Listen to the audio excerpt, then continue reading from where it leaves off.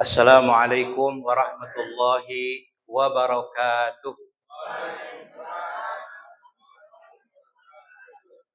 Alhamdulillahilladzi amarna bid-da'wati ilaihi qailan ud'u ila sabili rabbika bil hikmati wal mau'izatil hasanah wajadilhum billati hiya ahsan. Inna rabbaka huwa a'lamu biman dhalla an sabilihi wa huwa a'lamu bil muhtadin.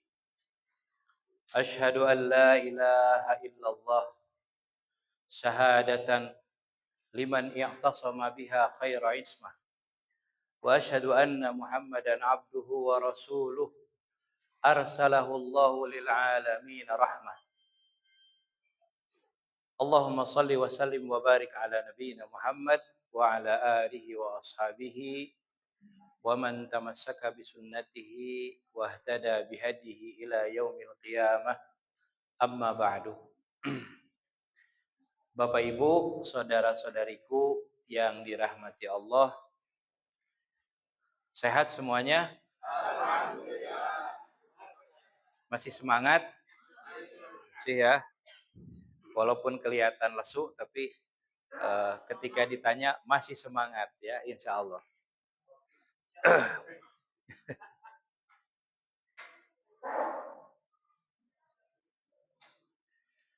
Baik,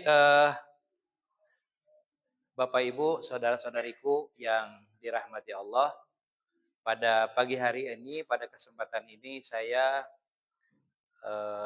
diminta oleh panitia untuk menyampaikan materi tentang dai dan khatib yang menggugah, ya, tentang dai dan khatib yang menggugah. Nah, sebelum saya menyampaikan materi ini, terlebih dahulu saya ingin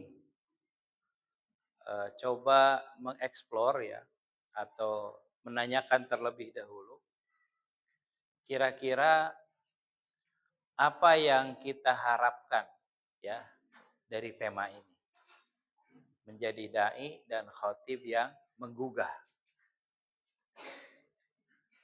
Saya kira bayangan saya pesertanya laki-laki semua ya, ikhwan semua. Ternyata ada akhwatnya ya. Tapi tidak apa-apa. Di sini ada khotib ya. Tapi tidak apa-apa untuk pengetahuan ya, untuk akhwat gitu. Karena sejauh ini kan tidak ada akhwat yang jadi khotib ya. Baik, nah kira-kira apa yang diharapkan dari tema ini ya, menjadi dai dan khatib yang menggugah. Silahkan yang bisa menyampaikan argumennya, yang bisa menyampaikan pendapatnya. Boleh angkat tangan. Ya. Ada mikrofon yang bisa diedarkan, panitia. Atau ini saja ya? Ya.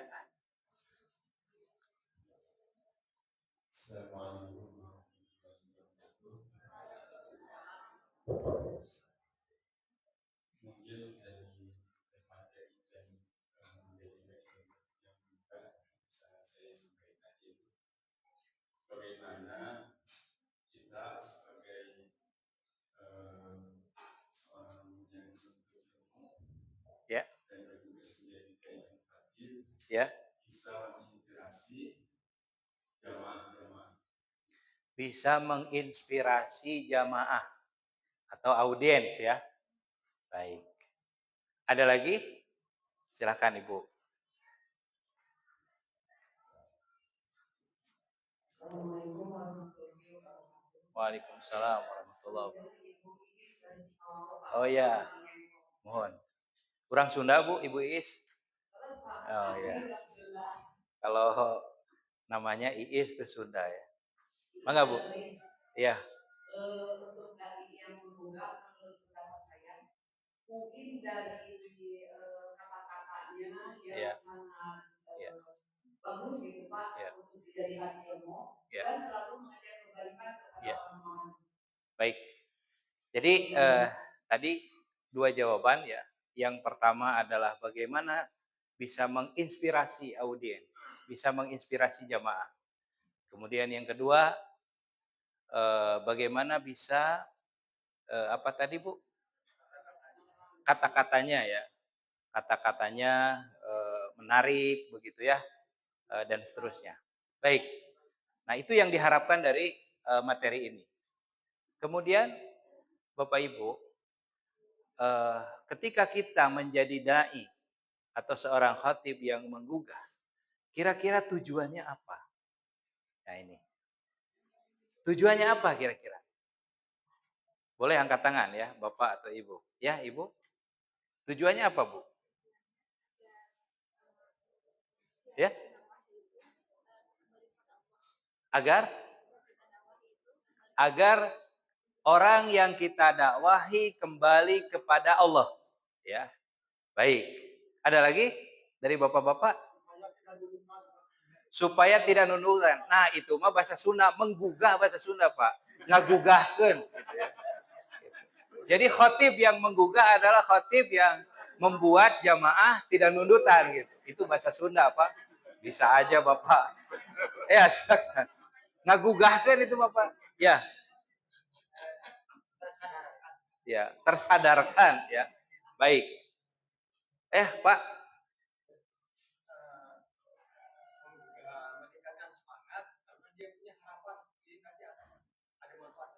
ya, meningkatkan semangat karena nanti ada manfaat yang bisa diperoleh oleh jamaah begitu ya. Baik, kenapa saya memberikan pertanyaan seperti ini? Karena saya khawatir kita itu salah niat ya. Khawatir niat kita melenceng. Yang dimaksud dengan niat melenceng itu seperti apa? Saya khawatir Bapak Ibu ikut pelatihan gitu ya. Kemudian niatnya saya ingin jadi orang yang populer. Saya ingin jadi apa namanya? eh apa yang pakai apa media sosial itu apa? Apa? Influencer gitu ya. Gitu. Boleh ya, kita ingin populer, ya ingin terkenal, ingin masyhur ya, tetapi itu bukan tujuan utama. Ya. Tetapi itu bukan tujuan utama. Apalagi kalau sudah berpikirnya saya ingin populer, saya ingin jadi endorser, saya ingin jadi influencer. Kemudian nanti dapat uang banyak gitu ya. Masuk ke apa namanya? Ke TikTok, kemudian ke Instagram, kemana begitu ya, kita dapat benefit materi begitu, uang dan lain sebagainya. Tujuan kita bukan itu, ya. Kenapa kita harus menjadi seorang dai dan khatib yang menggugah? Supaya kita bisa membuka hati jamaah agar dia mendapatkan hidayah, ya. Agar dia memiliki kesadaran untuk meningkatkan kualitas imannya, meningkatkan kualitas ketakwaannya, dan akan apa namanya agar memperbaiki kehidupannya ya supaya hidupnya sesuai dengan petunjuk Allah dan Rasul gitu ya supaya hidupnya tenang damai begitu ya supaya memiliki keyakinan yang kokoh kepada Allah Subhanahu wa taala memiliki akhlak yang baik dalam kehidupannya dan seterusnya. Nah, ini sebenarnya tujuan yang ingin kita capai dari dakwah kita. Ya, tujuannya bukan ingin mencari popularitas. Kenapa? Karena seorang dai atau khatib yang hanya ingin mendapatkan popularitas dengan cara-cara yang dia tempuh gitu ya, dengan keterampilan-keterampilan yang dia pelajari, ya, mungkin akan tercapai. Tapi suatu saat dia akan turun lagi popularitasnya. Ya. Nanti kalau ada orang yang baru, yang skillnya lebih bagus, maka lama-lama dia semakin tidak populer. Kalau niatnya hanya itu. Jadi popularitas itu suatu saat dia akan turun. Popularitas itu suatu saat akan lenyap, gitu ya. Karena suatu saat akan ada pesaing lagi, akan ada yang muda, yang lebih agresif, mungkin yang keterampilannya lebih baik begitu, kualitas penyampaiannya lebih baik gitu ya. Sehingga nanti dia akan turun dan kemudian akan menimbulkan kekecewaan. Tapi ketika niat kita ikhlas karena Allah, kita ingin menebarkan hidayah, ingin menebarkan kebaikan, ingin membentuk kepribadian yang baik dalam kehidupan, ingin menebarkan nilai-nilai akhlakul karimah, nilai-nilai Islam dalam kehidupan, maka baik itu populer ataupun tidak, tapi bisa menggugah hidayah ya, memasukkan hidayah ke dalam hati, maka ini menjadi investasi akhirat ya, menjadi pahala di sisi Allah Subhanahu wa taala ya. Baik, Bapak Ibu sekalian. Nah, kalau kita perhatikan ya di dalam sejarah kita lihat. Di sini dikatakan al-ilqa al-mu'athir simmatul anbiya wa kibarul muslihin ala marril usur. Artinya apa?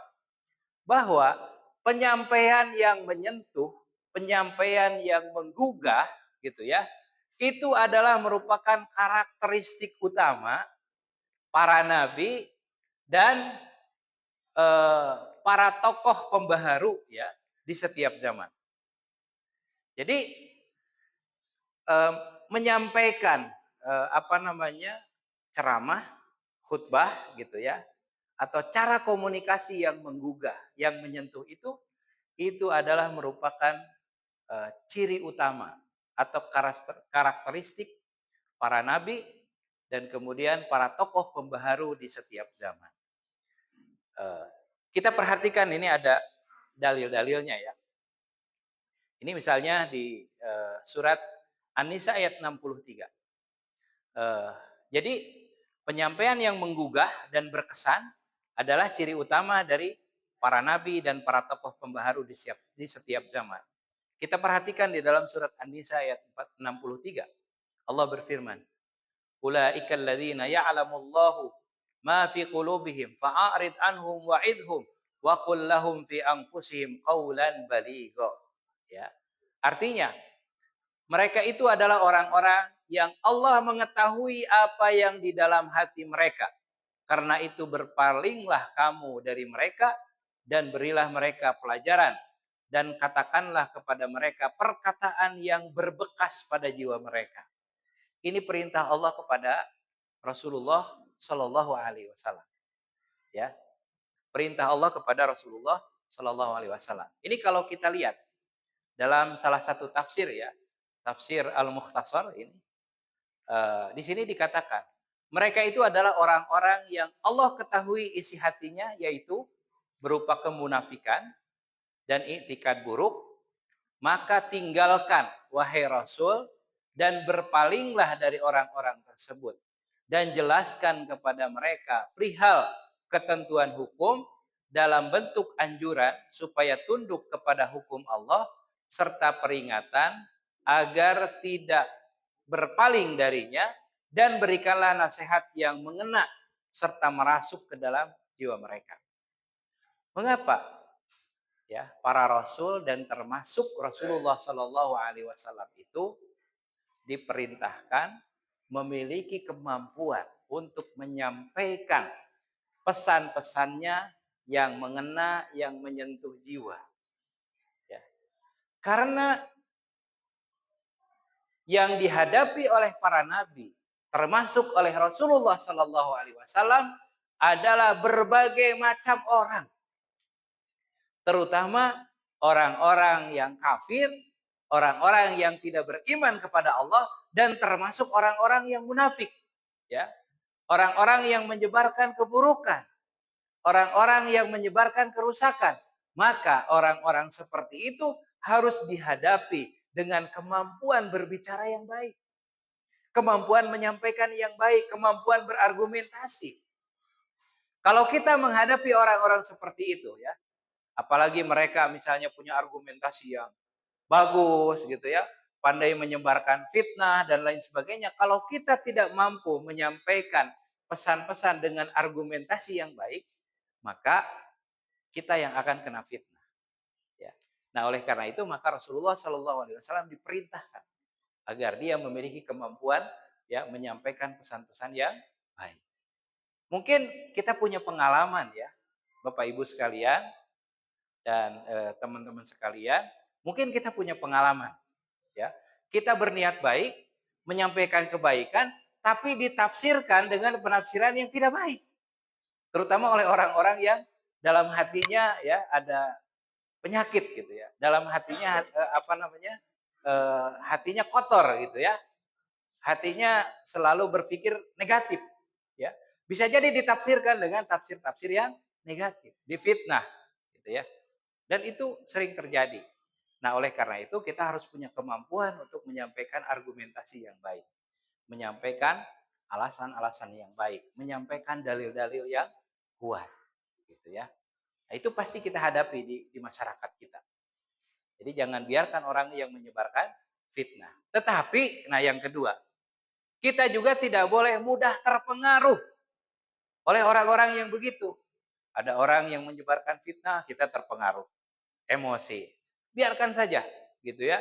Nah ini makanya di sini fa'arid anhum, ya berpaling dari mereka. Biarkan orang-orang yang menyebar fitnah dan lain sebagainya. Yang penting kita menyampaikan pesan-pesan dengan argumentasi yang benar, ya dengan dalil-dalil yang kuat, ya kemudian jelas sumbernya dari Allah, dari Rasul, dari para ulama, ya yang kompeten kita sampaikan.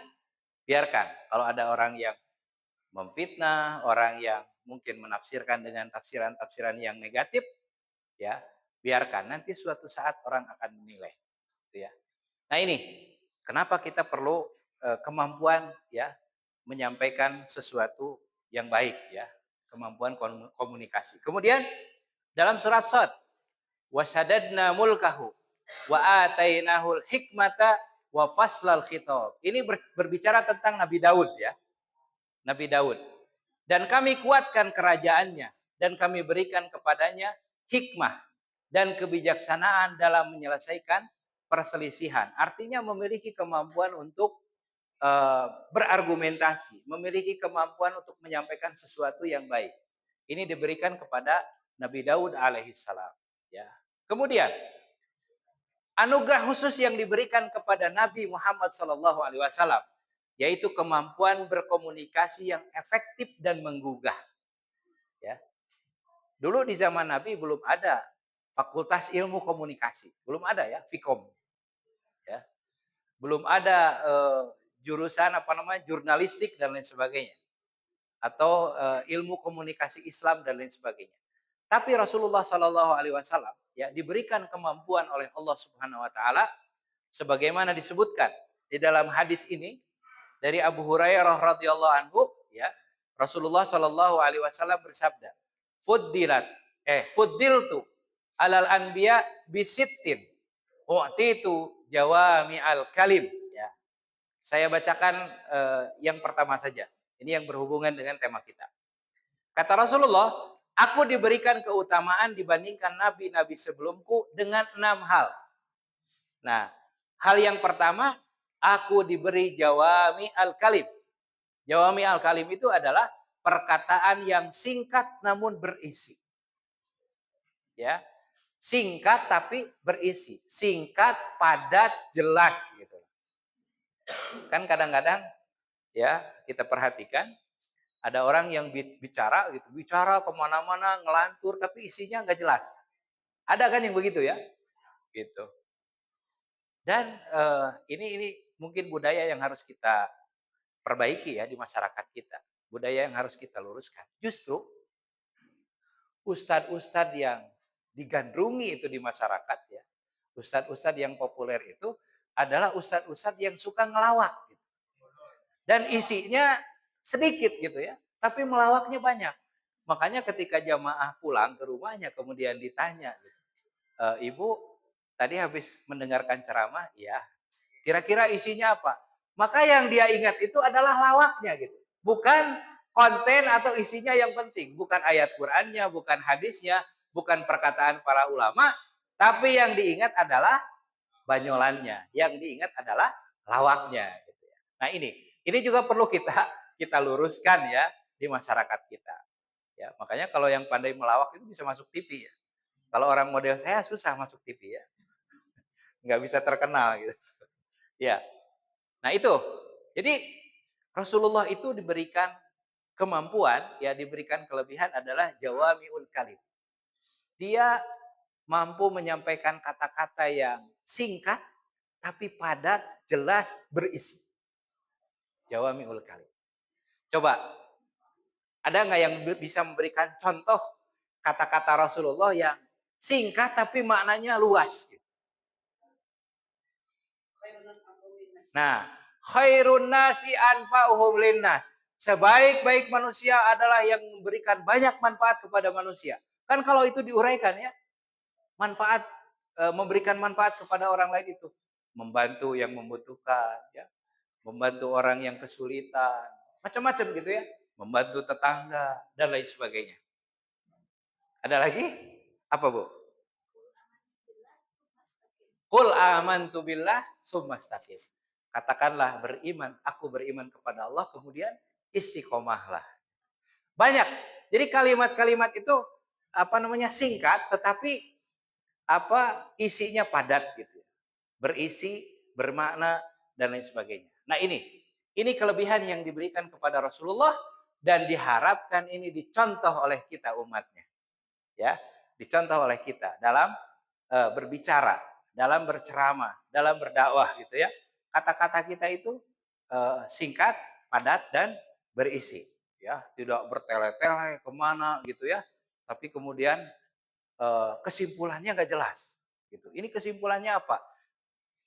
Bahkan yang bicara ketika ditanya, Pak kesimpulannya apa? Saya juga bingung katanya kesimpulannya apa itu. Karena saking panjangnya. Nah, kemudian juga dalam hadis yang lain, ya. Hadis ini yang diriwayatkan oleh Ummul Mukminin Aisyah radhiyallahu anha, ya. Beliau menggambarkan Rasulullah sebagai berikut. Maka Rasulullah sallallahu alaihi wasallam yasridu sardakum hadza. Walakin kana yatakallam bi kalamin bayyinin fasil. Ya. Kemudian yahfaduhu man jalasa ilaihi. Artinya, Rasulullah tidak pernah berbicara cepat seperti kalian. Ya, mungkin kan ada yang bicaranya cepat, gitu ya, nggak gerencem gitu ya, nggak jelas ini bicara apa, ya, bicara cepat seperti kalian. Tetapi beliau berbicara dengan perkataan yang jelas, rinci, bisa dihafal oleh orang yang duduk bersamanya. Jadi saking jelasnya apa yang dikatakan oleh Rasulullah, saking mudah dipahami, sehingga orang yang duduk di sebelahnya itu bisa menghafal kata-kata Rasulullah Sallallahu Alaihi Wasallam. Nah, ini juga harus kita contoh. Kemudian, nah, Imam Ibnu Qayyim Al-Jauziyah dalam kitab Zadul Ma'ad, beliau mengungkapkan perihal sifat-sifat perkataan Nabi Sallallahu Alaihi Wasallam. Ya, beliau mengatakan, Kana Sallallahu Alaihi Wasallam afsahu khalqillahi wa a'dzabuhum kalaman wa asra'uhum adaan wa ahlahum mantiqan hatta inna kalamahu la ya'khud bijami'il qulubi, ya. Kemudian apa ini? Wa yusbil arwah wa yushidu lahu bidzalika a'da'uhu. Artinya, kata Imam Ibnu Qayyim dalam kitab Zadul Ma'ad, beliau mengatakan Rasulullah adalah orang yang paling fasih bicaranya, ya, di antara makhluk Allah. Paling enak didengar perkataannya, gitu ya. Jadi seorang dai itu kata-katanya itu harus enak didengar. Kalau bahasa Sunda yang halus gitu ya. Bahasa Sunda yang, kalau dalam bahasa Sunda itu ada istilah apa? Undak usuk apa? Undak usuk bahasa gitu ya. Nah, ini Bu Iis ya orang Sunda. Saya orang Sunda Bu, tapi saya kurang menguasai bahasa Sunda, ya, gitu, ya. Jadi kalau kepada orang yang lebih besar, ya, lebih tua dari kita, gitu ya, apa yang kita katakan? Saya suka dikritik sama mertua saya kalau ngomong bahasa Sunda. Lain gitu, cenah nu bener mah tuang atau naon dahar gitu ya. Ya. Apa? Neda, lelebok, itu beda kan Bu ya? Gitu ya. Beda kan? Itu kita bicara dengan siapa, ya? tuang, neda, dahar gitu ya. Gitu. Nah, kemudian uih, wangsul. Gitu. Kalau bilang saya abdi, uih atau wangsul? Wangsul. Gitu ya. Ada yang bilang begini, apa ya? Saya lupa itu. Eh, eh, apa? Pun istri katanya. Betul nggak? Yang betul pun bojo gitu. Itu pun istri. Kalau istri kepada suami bilang apa? Pun lancep. Bukan pun apa? Pun raka gitu ya. Nah, ini kalimat-kalimat ini harus kita pilih dengan baik seorang dai. Ya. Begitu juga di dalam bahasa Indonesia. Ya, kita pilih kalimat-kalimat yang baik. Tidak boleh berbicara kasar. Ya. Bilang goblok itu nggak boleh. Ya. Seorang dai itu ya, ya goblok gitu dan lain sebagainya itu harus dihindari kalimat-kalimat seperti itu. Ini kita contoh Rasulullah Shallallahu Alaihi Wasallam ya tutur katanya. Ya jelas, berisi, bermakna gitu ya, mudah dipahami gitu ya, tidak menyinggung gitu dan enak didengar gitu ya, enak didengar. Bahkan di sini ya hingga perkataan beliau itu sangat menyentuh hati dan menggugah jiwa, bahkan musuh-musuhnya mengakui hal itu. Ya. Sampai musuh-musuh Rasulullah itu mengakui. Ya. Kenapa Rasulullah Shallallahu Alaihi Wasallam itu dikatakan sahir, ya, ahli sihir, seorang penyair, karena begitu luar biasanya kata-kata yang disampaikan oleh beliau. Ya, innahu lamajnun kan dalam Al-Quran begitu. Ini orang gila dan lain sebagainya. Untuk apa? Untuk merendahkan martabat Rasulullah Shallallahu Alaihi Wasallam di hadapan yang lain. Tapi sesungguhnya hati mereka itu ya ada rasa takut gitu ya. Rasa takut apa? Kalau Rasulullah bicara di hadapan teman-teman mereka, di hadapan kelompok mereka, kata-kata Rasulullah itu akan menyentuh. Makanya dikatakan hati-hati, kamu kena sihirnya Muhammad kayak gitu. Ya. Karena saking hebatnya gitu ya berbicara di hadapan orang lain. Ya. Baik. Ini saya tanya. Apa perbedaan ceramah dengan khutbah? Ini bapak-bapak yang jawab. Apa perbedaan ceramah dengan khutbah? Jangan depan terus, yang belakang coba. Silakan. Angkat tangan. Apa bedanya ceramah dengan khutbah? Ada? Nggak apa-apa, jangan takut salah, Pak. Jangan takut salah. Ya. Kalau khutbah jelas hari Jumat. Hari Jumat, ya. Ya, ada rukun syarat. Ceramah bebas ya. Bisa perempuan, bisa laki-laki. Ya. Khutbah harus Ya. laki-laki. Bapak siapa namanya, Pak? Pak? Wahyudin. Pak Wahyudin, tepuk tangan untuk Pak Wahyudin. Wah. Tapi Bapak kurang satu. Kalau khutbah menggugah gitu kan, gitu. Jadi biar tidak nudutan. Baik. Ya. Kenapa saya bertanya begini?